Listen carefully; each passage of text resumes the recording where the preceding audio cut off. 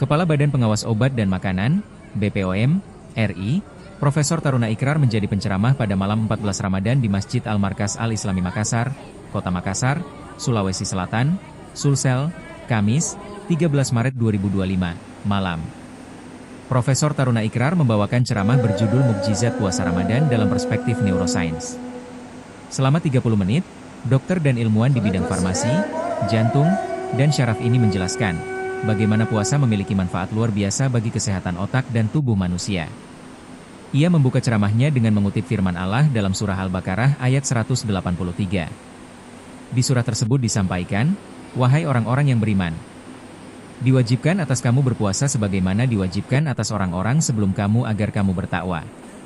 Ayat ini menunjukkan bahwa puasa bukan sekadar ibadah, tetapi juga sarana untuk meningkatkan kualitas diri secara spiritual, mental dan fisik, katanya. Profesor Taruna Ikrar melanjutkan, puasa di bulan Ramadan bukan hanya sekadar menahan lapar dan dahaga, tetapi sebuah latihan psikis, mental dan fisik. Dari sisi psikologis, puasa membentuk pribadi menjadi lebih baik, memperkuat disiplin, serta menjauhkan seseorang dari perbuatan yang bisa mencederai nilai ibadahnya. Kemudian dari sisi perspektif ilmu saraf, puasa disebutnya memiliki manfaat luar biasa bagi kesehatan otak. Tidak bisa lagi disebut khalifah. Contohnya orang-orang yang gila. Oleh karena itu otak kita sangat penting. Manusia jadi khalifah karena otak, dan karena otak kita luar biasa, hidup biologi yang paling besar otaknya Bapak. Lebih besar dari otak kita. Sebagai seorang ilmuwan kedokteran, panjangnya pembuluh darah kita itu berapa Bapak? Mulai dari pembuluh aorta sampai dengan pembuluh kapilernya. Mungkin banyak yang belum tahu, panjangnya itu 45.000 kilometer. Jarak saya dari Jakarta ke Makassar cuma sekitar 1.000 kilometer. Ini 45.000 kilometer. Kalau kita ukur, bisa pisahkan seluruh pembuluh darah kita itu panjangnya 45.000 km. Keliling dunia cuma berapa? Keliling dunia cuma sekitar kurang lebih 18.000 km. Jadi kalau kita kelilingi seluruh pembuluh darah kita, keliling 2,5 kali kita keliling, baru kita kelilingi seluruh pembuluh darah yang ada di dalam tubuh kita. Ini kan mujizat luar biasa tubuh kita. Nah, bagi seorang dokter, bagaimana caranya kita membersihkan terowongan yang sangat panjang seperti ini? Mustahil kan? Palingan yang dilakukan dokter ahli jantung dipasang stent, dipasang ring, dikasih minum obat statin, obat fenobarbital, obat pengencer darah. Palingan itu yang dokter bisa lakukan. Tetapi lewat mujizatnya berpuasa, lewat proses glikolisis, glikon dan lisis itu artinya pecah-pecah. Proses glikolisis, panjang pembuluh darah yang luar biasa itu bisa bersih Bapak Ibu lewat berpuasa sebulan penuh. Ini mujizat pertama yang luar biasa. Makanya banyak ahli gizi yang mengarahkan kita berpuasa walaupun sebenarnya sekedar sehat. Kalau kita berpuasa di bulan Ramadan, bukan hanya jadi sehat, kita juga bisa menjadi la'allakum tattaqun. Insya Allah kita semuanya Bapak Ibu masuk surga kalau kita jalankan puasa ini dengan maksimal. Jadi proses yang pertama yang disebut dengan glikolisis. Keunggulan kedua berpuasa, yaitu terjadi apa yang kita sebut. Jadi yang pertama, dibersihkan semua toksin-toksin kita, racun-racun kita, dibersihkan semua lemak-lemak jahat kita yang ada di dalam tubuh selama sebulan penuh. Jadi berkahnya luar biasa. Sudah dapat pahala lebih indah dari 1.000 bulan. Mendapat pahala menjadi tak takut, surga balasannya menjadi orang yang sehat. Itu yang pertama, yang hubungannya yang kita sebut dengan proses glikolisis. Apa yang kedua? Terjadi yang namanya autofagi. Apa autofagi?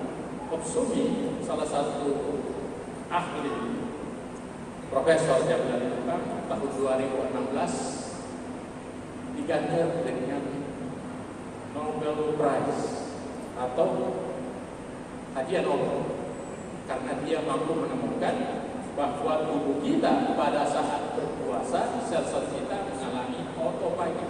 Auto itu sama otomatis, pagi itu makan. Tubuh kita artinya sel-sel yang jelek ini memakan dirinya sendiri. Itu disebut autofagi. Jadi manifestasi keduanya dengan berpuasa,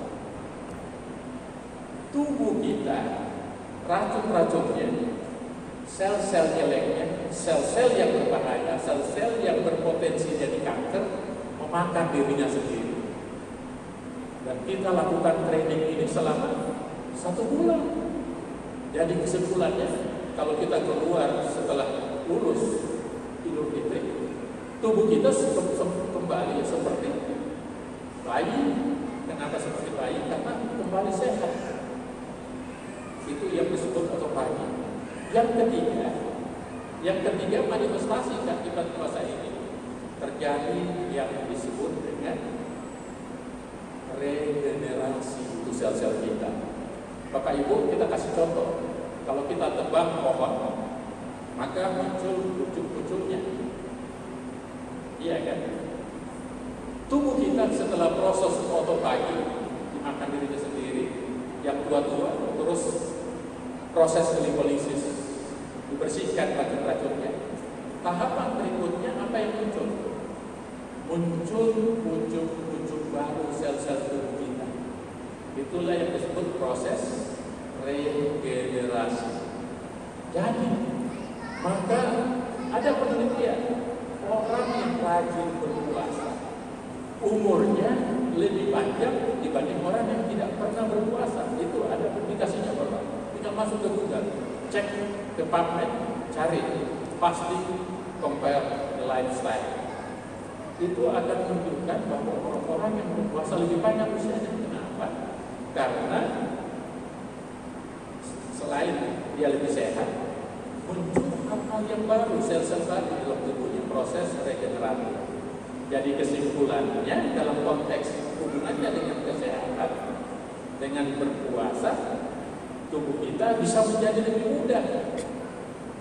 Menurut ahli genetik dengan berdasarkan teori telomer, sebetulnya usia